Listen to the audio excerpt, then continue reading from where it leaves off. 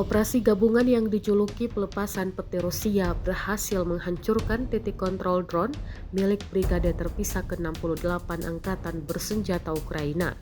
Target berhasil diidentifikasi melalui pengintaian udara sebelum dihantam dengan serangan presisi menggunakan UAV tipe Molnia. Serangan tersebut dilaporkan menghancurkan sepenuhnya sistem kendali drone Ukraina di lokasi yang dirahasiakan. Operasi ini menjadi salah satu contoh kerjasama lintas unit Rusia yang efektif dalam memanfaatkan kekuatan UAV dalam perang elektronik dan penghancuran infrastruktur taktis musuh.